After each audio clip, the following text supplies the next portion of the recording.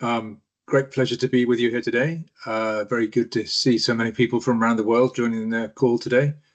I'm Frank Hawkins. I'm a Policy and Science Advisor to IUCN for the last 3 or 4 years. But previously to that, I was the director of the IUCN office for North America, based in Washington. And I've worked in many parts of the world, including over large parts of Africa. So very good to be with you here this morning or afternoon, wherever you happen to be around the world. Okay. Thanks, Frank. So we are going now to go to lead the two of us through a short presentation. Maybe over to you. I'll let you start, Frank, now that I said the objectives. Thank you. So what we're going to talk about today is IUCN's approach to nature positive. Now, I realize that nature positive sounds great, but it's a slightly general term that not everybody will have come across and is going to require some significant explanation. So we're going to try and work that through during the presentation today. I wanted to start by recognizing that this has been a real tremendous team effort. The pictures you see on the screen there are at least the contributions that have been made from the Secretariat side, and you see the teams that they've been associated with that have been working on this for the last 18 months or 2 years or so. But really, it's been a whole of IUCN effort. The whole union has been involved in this. You'll see that Commission members, private sector partners, the various different centres across the Secretariat, and in particular the organisations, the parts of IUCN that are involved with engagement with the private sector have been contributing to all this. It's really been a very coordinated and effective process across the whole of the union. So where we are, as everybody knows in the world, is that biodiversity is in a pickle, and we need to be able to coordinate efforts to reduce negative impacts and improve positive impacts on biodiversity as fast as we can. As you see from the graph, things have been getting worse for a long time. What we are hoping to be able to do is to reduce the extent to which negative impacts happen so that by 2030 we are moving into positive territory. This is essentially the message that we're looking at that's been agreed by the global governments through the Kunming-Montreal Global Biodiversity Framework. So halt and reverse nature loss by 2030 based on a 2020 baseline and achieve full recovery of biodiversity by 2050. That's an extremely ambitious goal, but we feel like we've got to be ambitious. We've got to push very hard. We're working as part of the Nature Positive Initiative. You'll see the logos at the bottom. Lots of different organizations have committed to this, and we're part of that process. So the way we are doing this is looking at how it is that we can improve the status of nature. And the components of nature that we're working on are the health, abundance, diversity, integrity, and resilience of the 3 components of biodiversity that are recognized: species, genetic variability through populations, and ecosystems. The really, really important change that's happened over the last 10 years or so has been a recognition that it's just not possible for governments on their own to deliver the kinds of change in the way that biodiversity is managed across the world.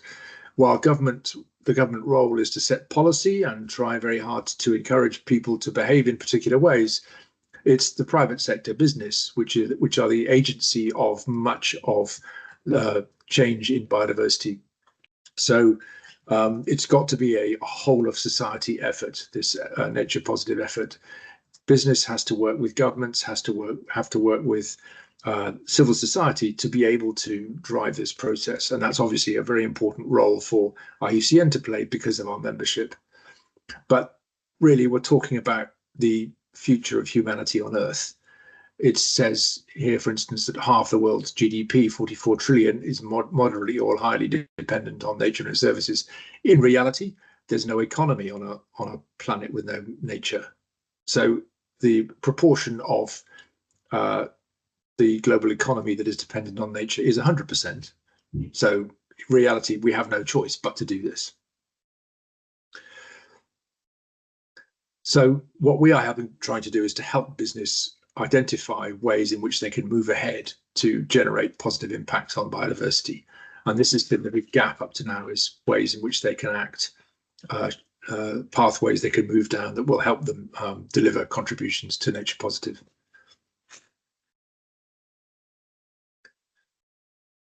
So we've been working on two components of this so far, and Florence will come in and explain this in a bit more detail. The one is one led by the Commission's, particularly the Impact Mitigation and Ecological Compensation Group of the Commission on Ecosystem Management, which has been laying out the high-level set of principles and ideas around nature positive. And then we've been working on a particular approach that will allow companies to move down pathways that deliver rapid and high integrity outcomes for nature. So I'll hand over to Florence now, who will take us through the next few slides. Thank you, Frank. Do you hear me? People yes, very online? Well, thank you. Yeah, I need to shout now. It's a bit difficult, sorry. So yes, I'm going just to drive you through the key principles that were identified by the IMEC group in terms of nature positive for business, so which is the result of the publication that you see on screen and that you can download anytime on the library portal. So they identified some principles. Maybe for those of you who are not familiar about with the impact mitigation and ecological compensation thematic group, it's a group that includes about 70 people coming from academia, but also from the private sector. So there are people who are really trying to think and being forward-looking about the application of, historically, the application of the mitigation hierarchy, the biodiversity net gain, this type of principle, and who are now more and more thinking about the articulation of this work they've been doing with nature positive. And thinking about nature positive, they are very clear that it needs to be, to tackle the climate and biodiversity crisis in tandem. You can probably read faster than I can speak, but never mind. So it means that, and it's also so climate, biodiversity, and socially equitable and just transition all together at the same time. It requires a transformation in how the global economy operates, because if we don't mainstream nature in all decisions and embed them from the start in decisions, then probably it's always going to be a mist and something that comes after, and after we all know with biodiversity is too late. So they all recognize that it needs to be included better in the business decision making, which is also why initiatives like the TNFD are so important, because it forces companies to think about their impact and dependencies on biodiversity and consider them in their decision making. It also means that business outcomes should contribute towards the global goal for nature, which is identical to halting and reversing biodiversity loss, as we saw before. And in general, it means taking holistic action, working in collaboration with stakeholders, and taking adaptive monitoring where needed. In general, it doesn't mean that the mitigation hierarchy is wrong. Of course, the principles remain, but it means that companies should build upon it and think beyond their usual scope at land level to think into also the supply chain, which is relatively new. Of course, it means accountability, measurement, transparent disclosure at all stages for people to follow. The authors of this publication also developed these two graphs that are interesting, that try to show how multidimensional is nature positive. It means that you need to integrate really nature in all dimensions. So from the corporate and operations where it used to be, to value chains, the larger landscape, thinking on a larger perspective, regional, national, international. And also when we think about nature, it's also the multi-dimension that we all know here at IUCN that needs to be considered. So it's about the soil, the climate, biodiversity, and nature including people. Obviously, it's not about only animals, it's nature and people. This means that for companies, there is a need to think, and the reason why I put this picture here is that a landscape is usually shared by several stakeholders. It's very rare that you are alone, and you always have impacts that are shared between different stakeholders. You can, even if you make efforts at your level, you can still have pollutions or invasive species coming from another places, from somebody else. So this is why also this holistic dimension is important. This is why also it's kind of difficult, and the authors of the it's generally admitted that a single company cannot claim to be I am nature positive. No, because you are not in isolation, and you can develop nature positive contributions. But it's very unlikely that in isolation you can say I am nature positive and the others are crap, because we are all together in that building. So it's important to have in mind that there is this dimension of thinking and acting, considering the landscape and seascape level beyond the site level with all actors. And in that sense, there is some connections with the principles of the nature-based solutions that some of you may be familiar with. Maybe Frank, over to you for IUCN approach. Ready? Yes, ready. Go ahead, please. So that larger framing that Florence was talking about just now is something that is exciting companies in many ways. It's something that companies recognize, that they are dependent on nature, but they don't know how to act. They don't know what to do about it. It's such a big problem that they often say to us and to our members, we agree with you that nature is an important thing to be able to work on, but we don't know what to do. We don't know how to do this. It's too complicated.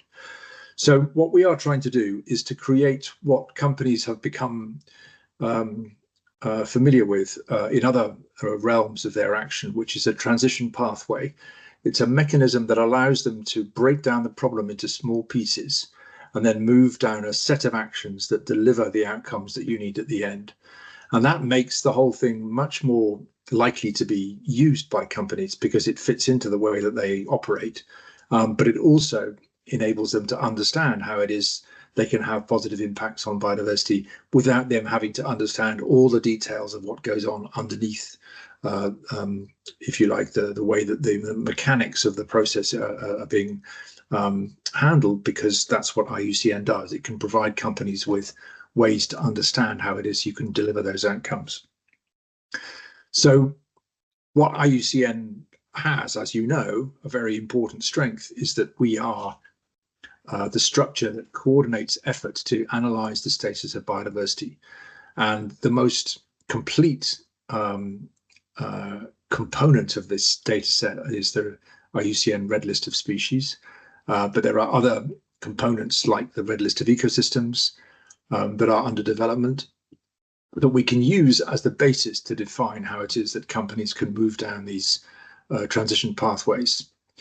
So what we have done is produced a version, an approach that companies can adopt, where these transition pathways will end up with them being able to deliver rapid and high integrity contributions to reducing the likelihood of a species extinction risk and improving the condition of ecosystems. And the approaches, the pathways that we've developed use these data sets to build the steps that companies need to take to deliver those things in 3 different contexts. Those contexts are, for companies, if they have the authority to change the way in which land is used because they own it or because they are participating in management arrangements with people who are managing that land, for instance, smallholders or companies that are producing agricultural produce, or people who are building dams or bridges or whatever it might be. They are category A companies. They are people who have the ability to deliver direct contributions to the global biodiversity framework by changing the way that land is used in those places. There are a great deal of other companies who participate in the use of commodities that are produced on the land, and which in many cases have very significant negative impacts on biodiversity, but they don't have that authority to change the way that the land is used.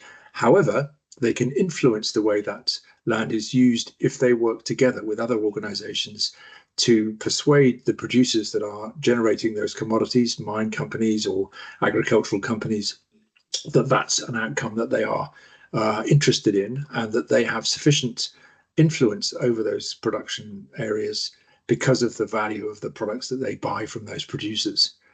So that's a more complicated, and it's an approach that depends on those companies being able to track back from where it is that they are using a commodity. Maybe it's cocoa or steel or iron or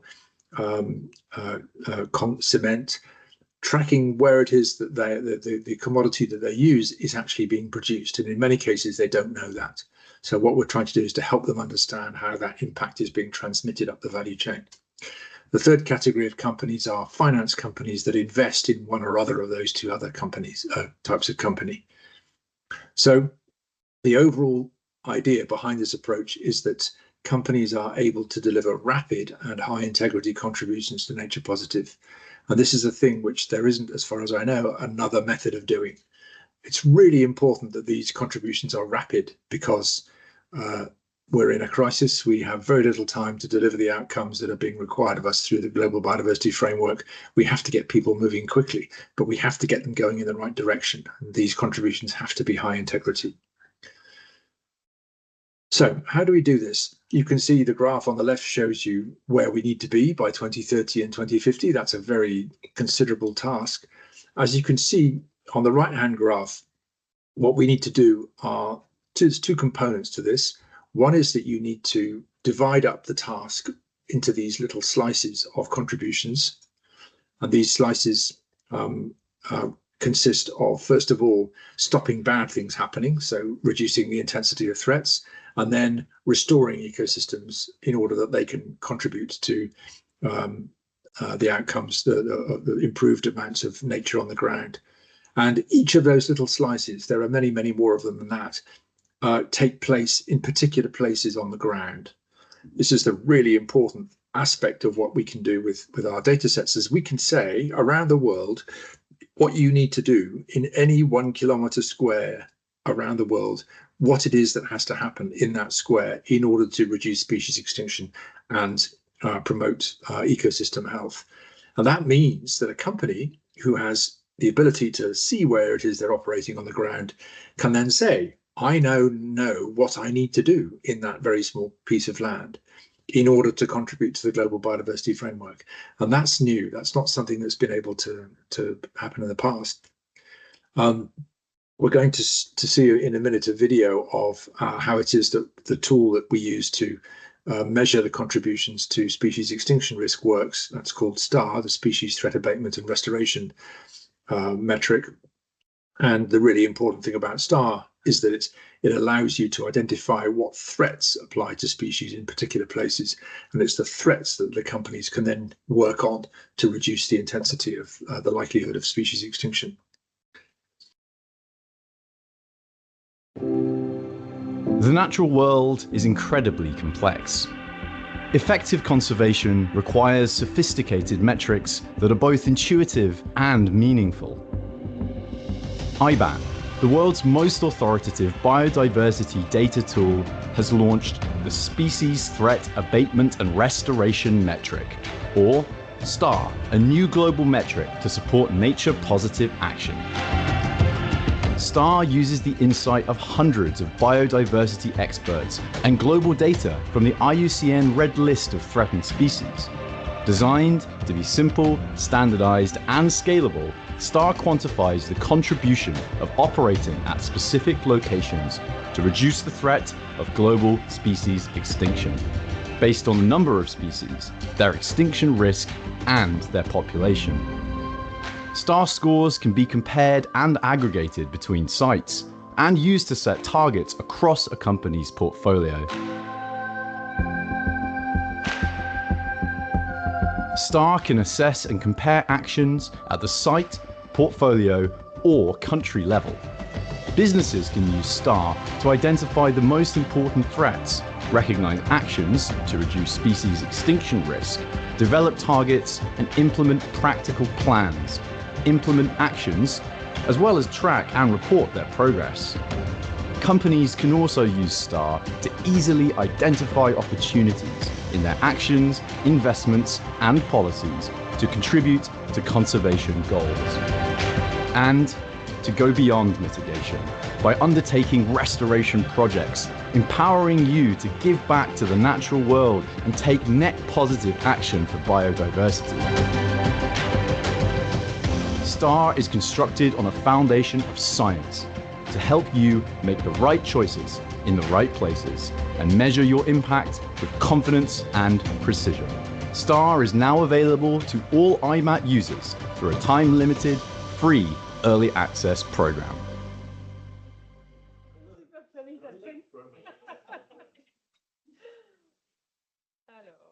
Thank you.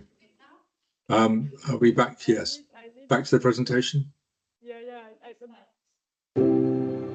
Oh, there we go. Yeah, there we go. So the really important thing about STAR, can you hear me okay now? Yeah. The really important thing about STAR, as I mentioned, is that it allows you to identify specific actions in particular places around the world. And you can then add those up across countries, across sectors, across administrative units, in order that people understand how it is they can contribute to the global biodiversity framework. Just to give you an example, for instance, we know that there are around 2 million units of species extinction risk reduction that are distributed across the land of the world. And we know what each 1 kilometre square does to contribute to that 2 million total. So if you implement actions across all parts of the world, particularly the ones that are important for biodiversity, that's how you can figure out what it is that's required to deliver the global biodiversity framework and divide up that effort between people who can contribute to that, potentially by working together in particular places. That's the advantage of taking this approach. This is very closely aligned with how it is that companies already operate. The way in which they are being encouraged to report on and disclose their impacts on biodiversity is being driven largely by the Task Force for Nature-Related Financial Disclosure, TNFD, that you see up here. And this framework uses, one of the metrics they use is to have STAR for people to locate and evaluate their opportunities to reduce biodiversity loss. What we do is provide them with the extra steps required to actually plan and then implement the action that's required to deliver that outcome. Those are the boxes you see at the bottom. You start with estimated STAR that's based on public data that you can access very quickly. You then do a calibration process. You figure out, you confirm the presence of threats and species on the ground based on your knowledge of the area of interest that you're working in. And that allows you to set targets for reducing the threats to biodiversity in those places. You then manage the land accordingly to reduce those threats. You might be reducing deforestation rates or clearing out invasive species or reducing hunting levels, for instance. And those reductions in threats give you a value of realized STAR, the amount of threat reduction you've been able to deliver. And that's the contribution to the global biodiversity framework that you're making. So it's a very sequential, stepwise process that companies can work down that we're hoping people will be able to adopt and implement at a very wide scale across the world to deliver the global biodiversity framework outcomes. That's not to say that this is all completely nailed down. There's lots of stuff that we have to be able to work on here. So you see the 4 steps you have there: the risk and opportunity assessments, the baseline setting, target setting, and monitoring of results. There are lots of questions that we have to resolve in here. One is, for instance, what we do about measuring impacts on ecosystems. Now, we know what threats apply to biodiversity, to species in particular places, and by and large, those threats will also apply to ecosystems. But there are some cases where the ecosystems will be exposed to different threats, and we have to find a way to orient company action to reduce those threats as well. We need to ensure that governments are aligned with the kinds of actions that the companies are going to take through their national biodiversity strategies and action plans. So governments have to be able to monitor and agree that what companies are doing is the right thing to do and is aligned with those national policy outcome goals. What do we do about things that happened in the past and no longer happen? What do companies have to take responsibility for things they did in the past? How do we manage delivery of goals in collaboration with smallholders who may not have resources or energy available to verify the intensity of threats or the presence of species? How do we verify what went on? We can use satellite imagery. We actually have a project that's being developed with NASA to improve the way we evaluate the status of threats in particular places and confirm that these threats have been reduced through the actions we're talking about here. Do we need to create a standard, one that's applicable across a wide range of corporate interests in order that they recognize how important this is and that they have confidence they can report to their shareholders that they've achieved these goals? You need a lot of incentives. Government's obviously very important with this as well. They need to be able to provide ways for companies to cover the cost of doing this work because they can't do all this themselves on their own.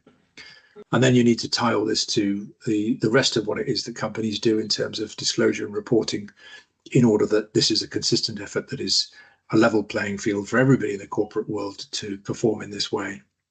So lots to do here. You need to find a way, in addition, to make sure that these numbers really do add up, that your contributions are being made in such a way that the total effort that's being made by everybody is actually what's required in order to deliver the global biodiversity framework. So a kind of registry of effort in different parts of the world. So we're working on all of those pieces as we speak. We'll have a new pathway for this, which I'll describe at the end of this presentation. But for the moment, I'll pass back to Florence to give us a bit more where we are with, particularly with testing and learning with partners. Thanks, Frank. Yes, so maybe what Frank did not mention, we are, as you may have read too, in some of the what? Do you hear me? Oh, okay. Yes. Yeah. Okay. There will be it's the council decided that there would be a council-sponsored resolution on nature positive at the next Congress. So this is already something that is set. So we need also to, as much as possible, go on investigating to inform what could be in this resolution also. And here you have on this slide the 4 building blocks on which we are all working as a team. And I will just represent today the numerous people who've been working on this different scope of works, because there are quite a few. So of course there will be a piece and about exploring how far we can go with these tools and approach. And I think we have still quite some work to do.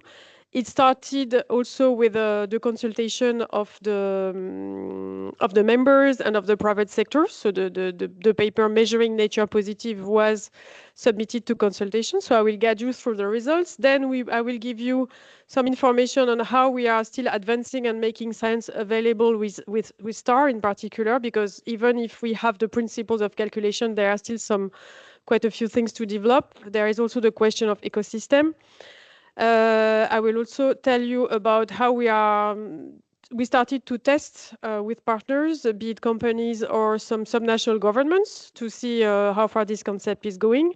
And last but not least, Frank will conclude with how the work is doing as a science and policy advisor to socialize with key stakeholders, find alignment, with all the key stakeholders. And across the board, we are trying to make efforts on communication and internal capacity building, and this is today only the first step for that.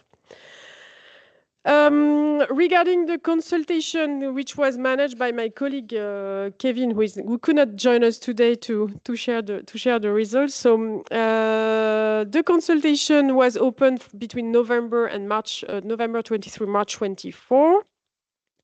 We received the paper. I don't know, for those of you who were curious to read the paper, it was a rather big piece to read. So big ups to the 200 people who provided a unique response to this consultation and been through all the document, because it was an intense work. We also received 350 separate narrative comments from, and we received answers from all IUCN constituents, but still more probably from Europe. We also received 40 responses from the private sector, who are not usually too keen to read very extensive papers, so I think it was really an effort. They also contributed as alliance and networks, like the big mining networks, etc., or this type of people, and we also answered a few other answers. I don't know if this is very easy to read for you, but I just wanted to confirm that overall on that paper, the feedback we received was positive, that IUCN appeared well placed to provide guidance both to its membership and to the private sector on delivering and measuring conservation outcomes within a nature positive framework. So I think on that, this is a positive thing. I did not share here all the results, but I just wanted you to know that this was confirmed by the consultation. And we also got the feedback that IUCN's approach indeed will allow businesses and their investors to assess where they are on the journey towards making nature positive contributions. So globally, even if there is some agree there and some work to do, I think the approach was convincing, which is very good news. And same for members. The members think that the approach can help members understand how they can support the process of delivering nature positive contributions. So and with even more agreement than for companies. So this is one thing. Regarding STAR, today STAR is available on IBAT. So you saw, not for free, unfortunately. It's not free anymore. Through IBAT for 3 taxonomic groups, amphibians, mammals, and birds. And it's available at a resolution of 5 by 5 kilometers. And as you see on this slide, and I'm not going into the results and I'm not going into the precision of the deadlines, because it's still a very difficult job to get. But first, we will downscale STAR to a 1 by 1 kilometer scale. Then reptiles should be made available sometime in IBAT and in the STAR metric. And there is also a complete new methodology for marine that's been developed, for which there was a publication. So you must imagine that every time there is a calculation to define the area of habitat, etc., there is a need to redefine the calculation. What's ongoing, though, and you can see at the bottom of the slide, is that there is still calibrated and realized STAR manuscripts that needs to be released to be more precise. I see some authors here, Antonin, for the terrestrial realm, that should be released. And meanwhile, as we work on the scientific publication side, Frank actually is working to develop the user guidance on calibrated and realized STAR for IBAT. And we are trying to work on a scoping document to make all of that available easily in IBAT. And in 25, there will also be freshwater, the automation of STAR in IBAT. So I think it's difficult to explain how interesting and at the same time a bit complicated it is to put in place, given all the complexity of biodiversity, but I hope you will believe me on that. Marcos will organize a future BBL, so I'm not going into too much detail on that, but There are some questions regarding what do we do for ecosystems, as Frank was mentioning. And so the Commission on Ecosystem Management are working to try to see if there could be some similar, equivalent approach to STAR for ecosystem that could be developed based on the red list of ecosystem. There are also some discussion with the Nature Positive initiative, because of course it's critical that we align on the metrics if we want to generate a strong movement from actors. So this is really very much an ongoing process. So it is, because we know there is a gap there and it needs to be filled, but we need to do that in a coordinated manner. Another piece of work that we do with partners is pursuing the work with the impact mitigation and ecological compensation group. As I said, even though they identified some key principles for Nature Positive, there are still questions about, okay, but what's the difference between net positive impact, Nature Positive, how do I move from that one to the other? Which contributes to what, and I think it's it's a very important work they are doing to try to review all the work that's been done on the mitigation hierarchy in the context of Nature Positive, and I think there will be better position to speak about that in the session that Marcos will organize sometime in October or November.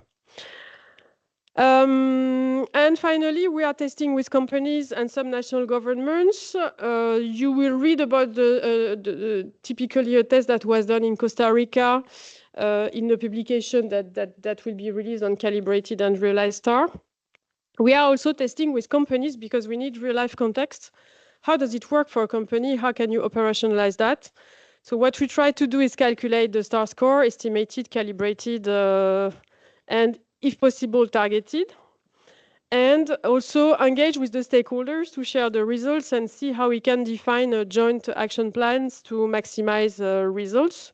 For the time being, we work mostly with companies that have a direct land use impact. We don't work with the value chains, which is because the methodology also will have to be refine, etc. So we secure the thing on land use, and in 25 and the coming years, we will dig into the value chain and finance sector and investors' portfolio.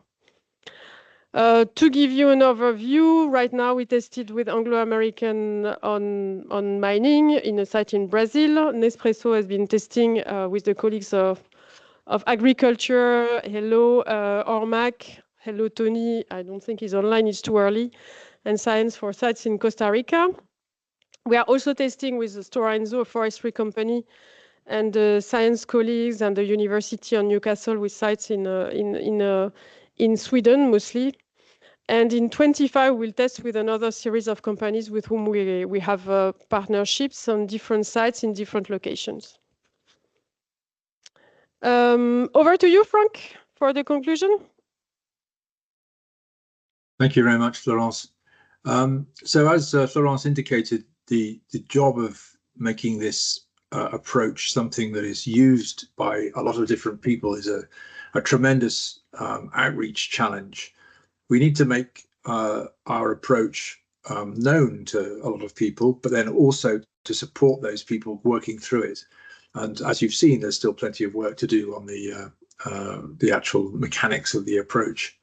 So we're doing a sort of sequential series of events over the next year that I hope will increase knowledge of and uptake of the approach, starting with a leaders forum in Geneva in October this year, where we will be launching a web-based portal for companies that they can start planning their pathway towards delivering nature positive contributions. Now, this pathway will be something that we'll be developing in collaboration with these companies. We have an initial model for that pathway, but we want to be able to refine that with the companies that we're working with at the moment. But the idea is that in order for us to be able to deliver these rapid and high integrity contributions, the process has to be as easy as possible for the companies. It has to cost them as little as possible in the way of time and resources in order that they get going. So we need to design a portal that is intuitive and efficient and takes people along the pathway to delivering outcomes as fast as possible. So that will be piloted from October onwards in the CBD COP in Cali or later in October. We're looking to ensure that what we propose is aligned with the Nature Positive Initiative, our colleagues there, in terms of their proposals for metrics. And we'll also be looking at what it is that the experience we've had with the piloting companies has been up to this point. The aim is that by Congress in 2025, the portal that we'll be using to help companies work through this, the transition pathway process, will be fully operational. So we've got a year to make it absolutely as automated and as easy to use as possible. It'll be backed up by a council-sponsored resolution, and that will mean that the members who are able to collaborate and coordinate their actions with companies will have a very strong mandate to do so through the resolution. And of course, our members are not only civil society, but they're also governments. So we're providing governments with guidance on how it is that regulatory frameworks and incentive mechanisms and all the policy options that governments have available to them can be developed and oriented such that we are able to maximize the uptake of the nature positive approach.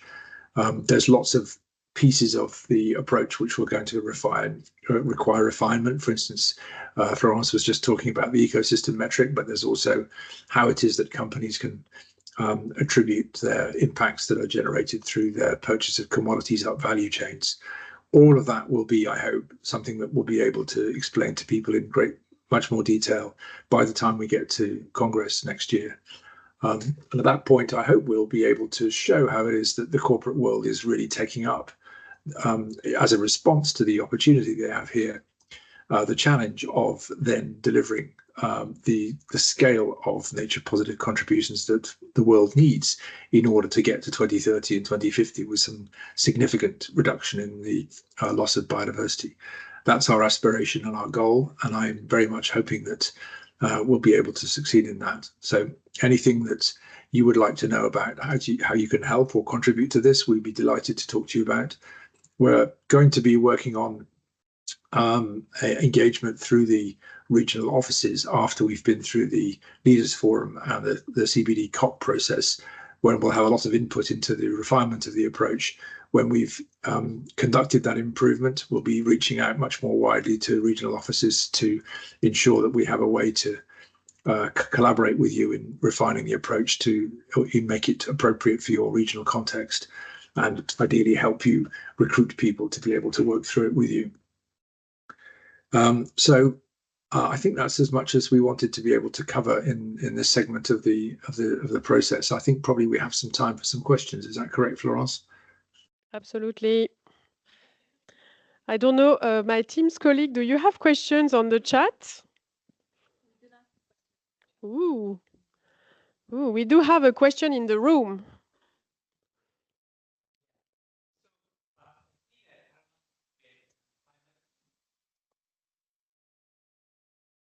So to me, the one that is similar to this process in the climate world is SBTI, Science-Based Target Initiative. And I was wondering if sort of like the journey that we'll be taking will be similar to the journey of SBTI, in the sense that there will be sort of like guidelines per sector, and then also they're looking at scope 1, 2, 3, depending on the value chain scope, and so on. And I see sort of like, I think you were starting to think about it. So I was wondering if there are like lessons learned that you've been taking from the SBTI process, considering also that there has been some controversy. You know, I think a few months ago, the controversy with SBTI was that they appeared to promote carbon credit to offset, what companies emit in terms of greenhouse gases. So I know that you're also thinking about that, but I guess I was wondering if there's some sort of like lessons learned that you're taking from them, or if there's any collaboration with SBTI to connect this carbon and nature metric. Frank, did you get the question? I'm afraid not. No, could you repeat Probably it not. or at least paraphrase it for me? No, it's okay. It's okay. Then I think I can answer. So basically, Okay, go ahead. the answer was mostly about SBTI, and acknowledging that there has been a journey on climate that is a bit similar to what we are currently proposing on nature.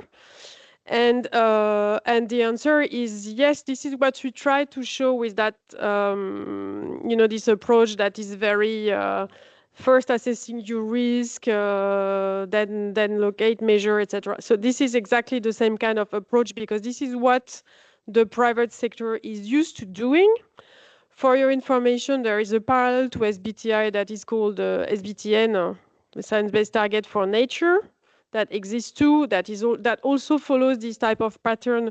But currently they don't, the only small difference is that we are trying with our approach and the metrics we propose, we focus on species and ecosystems, while SBTN is more about land use and water, which is absolutely fine.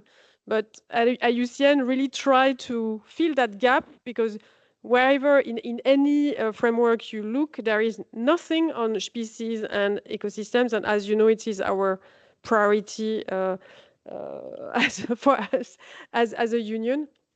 But yes, technically, we completely try to ensure the uptake by the private sector. We try to follow similar steps and patterns for people to understand. Do you want to say something about that? Looking at you, Martin. Martin, maybe. Oh, okay, yeah. No? It's okay. Never mind. Okay. Lucy? Thank you.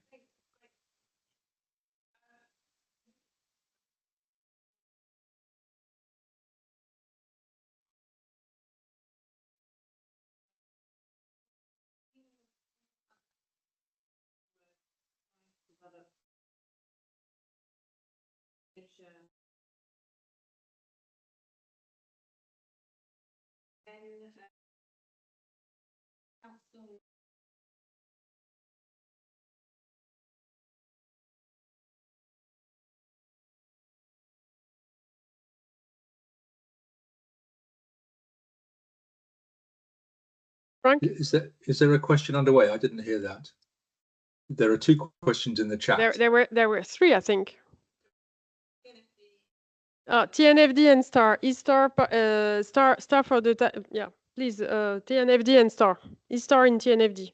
So TNFD currently requires you to use metrics to identify where it is you're having impacts on the ground. And that includes the opportunity to use STAR, currently an option to use STAR to do so. What we do, of course, is using STAR, we enable companies to identify what you should then do about it. And that's not something that TNFD is focusing on. All they're doing is they're asking people to disclose their risks and opportunities and their impacts and dependencies. It doesn't take you to the point where you actually want to do anything about it. That's the difference with what we're talking about. But working with IBAT are producing a TNFD disclosure report, which would include information from STAR, and it'll enable companies to fulfill the TNFD requirements on disclosure for biodiversity in a more detailed way, in fact, than TNFD needs them to do currently. So if I were able to address the questions in the chat, is that something that's appropriate? I think there were two more questions from Lucy. I missed the second one.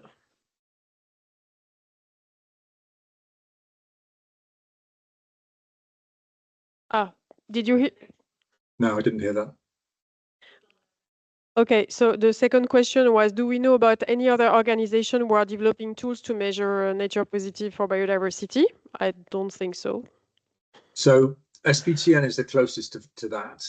And as I say, as Florence noted, they don't focus on units of biodiversity. They only focus on units of land use change, or in the case of freshwater, only on the use of water. So there's no link, no explicit link to biodiversity. We provide that link through our approach. And the last question was about the resolution, the purpose of of having a resolution of on nature positive at Congress. What's the expectation on our side? So the really important thing that IUCN does is it generates a consensus among all its members, that however many civil society and government members we have, about what it is that needs to happen in order that nature the status of nature is improved.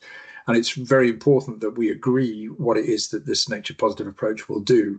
And that does two things. First of all, it makes sure that the momentum behind the nature positive approach that we've been developing is very strong. It has huge credibility because it's been agreed by the membership.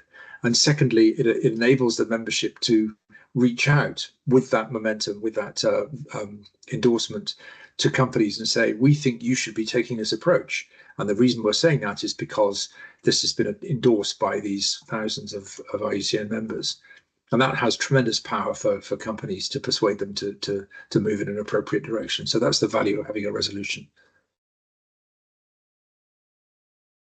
Okay, great. And then maybe we could also take the questions from the chat. I don't see any more hands up here. So it says the first one is from Sun Yun. Is the approach also able to assess subjects other than companies, for example, a city's nature positive contribution? The approach that we've developed is essentially available to anybody who can manage units of land. So it could be a city, it could be a civil society organization. We already have the contributions to nature platform, which allows NGOs to show what it is they can do to deliver biodiversity outcomes. That's very much aligned with the approach that we have here. But any other organization that has authority over management of a land area can use this approach. Ultimately, it would also be the case that a city will not only be able to assess what it can do to deliver outcomes for the global biodiversity framework in the footprint of the city, in the boundary of the city, but also through the sourcing of commodities that are used within the city. So, you know, if a city might be consuming very large amounts of commodities that have impacts on biodiversity way off in some other country where they're being produced, and we want to be able to tie that link, to tie the consumption of those commodities back to the production level. That's the next phase we need to work on. So for Kara's question about plants and fungi, the reason that we have birds, mammals, and amphibians, and very shortly reptiles, and also some marine taxa and freshwater taxa, is that these are groups of animals and plants that have been reviewed globally. They're globally assessed, and you have to use only those species, because if you include things that haven't been globally assessed, like most of the plants, almost all the fungi, then in places where they have been assessed, you get a very strong bias towards efforts so you can reduce species extinction in the places where they've been assessed. So imagine you've assessed all the fungi in Geneva and you put those into a star layer, then you'd suddenly be able to generate huge amounts of extinction risk reduction in Geneva that you couldn't achieve anywhere else, which is clearly not an appropriate thing to be able to say, because it might be that the diversity of fungi in Zurich or in Brazil or in Cambodia would be much greater. You just don't know that. So you have to include things in the analysis only as they are globally assessed. It says also, what link might there be to legislative processes in countries internationally, including the EU CSDD and deforestation-free supply chains? This is a really important linkage that we're just working through and developing now. CSRD is the declaration on deforestation. Deforestation, of course, is one of the major threats to biodiversity around the world. And what this process will do is it'll tell you what species and ecosystems will be affected by people who are adopting CSRD and the Deforestation-Free Supply Chains Directive. And currently, they have no way of tracking that. All they can say is, we just don't want to reduce, we want to reduce deforestation in these parts of the world. And while that's probably a good thing, it's a very different thing if you're trying to reduce deforestation in boreal forest in Canada or Russia compared to reducing deforestation in Borneo or Brazil or Jamaica or in the tropics, where biodiversity is much more important. So what our approach does is it tells you what the differentiated impacts of reducing deforestation are at very fine scales across the world. And social justice, social sustainability, that's a very important part of our approach. There's a whole section on social justice and participation in the processes of delivering nature positive outcomes that will be part of our the framework that goes into the web-based portal.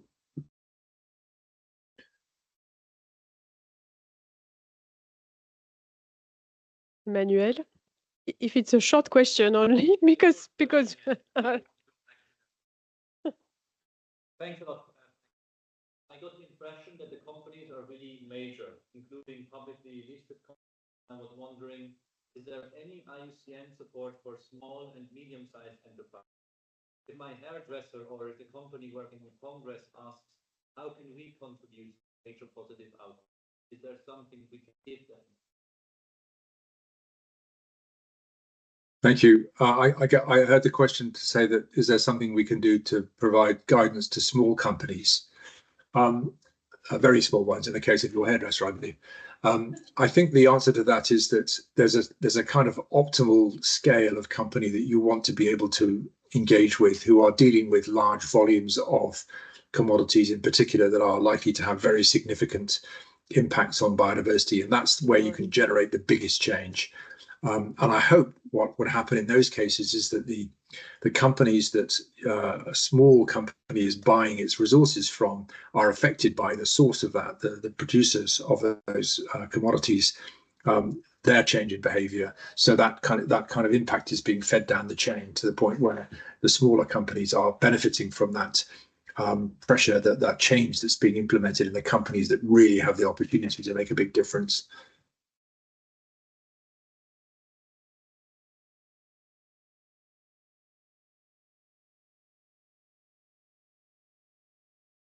And finally, there's a question from Denise in the chat. What do you think we can do to push a nature positive agenda for Africa as we move towards Congress?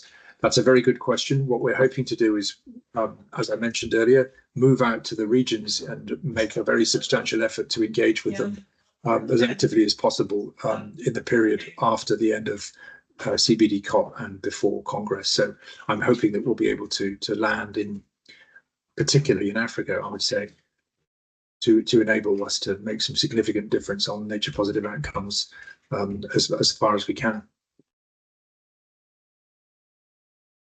Thank you very much, everybody, for joining today. Thank you, Frank. We wish you a very nice afternoon. Thank you very much, everybody. That was a very rewarding discussion. Look forward to continuing in the next brown bag. Bye.